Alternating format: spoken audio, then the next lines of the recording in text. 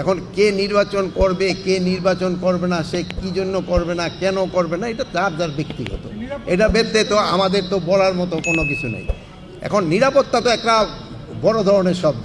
তা আপনারাও আজকে সবাই তো এখানে আসছেন, আবার আপনারাও তো বলতে পারতেন যে আমি ওরা নিরাপত্তার সংকট আছে, আমরা কেউ আসবো না। তো এইটার ক্ষেত্রে তো বলে যে যার যার ব্যক্তিগত ব্যাপার, উনি নির্বাচন কেন করবে না, এটা হয়তো আমার এই ভাইয়ের আছে যে ওনারা অনুসন্ধানী সাংবাদিকতা করলে হয়তো ওনারা বের করতে পারবে। এই জিনিসটা হলো আমি আপনাদের কাছে এখনই শুনলাম যে পররাষ্ট্র মন্ত্রণালয় থেকে, ইন্ডিয়ান পররাষ্ট্র মন্ত্রণালয় আমাদের কর্মচারী কর্মকর্তাকে তলব করছে। আমরাও কিছুদিন আগে তাদের তলব করছিলাম, আপনারা জানেন। তো সাধারণত ওই পররাষ্ট্র বিষয় থাকে, একজন তলব করলে আবার আরেকজনও করে, এইটাই সাধারণত নিয়ম। হ্যাঁ, আমি এটা অন্য জায়গায় বলি।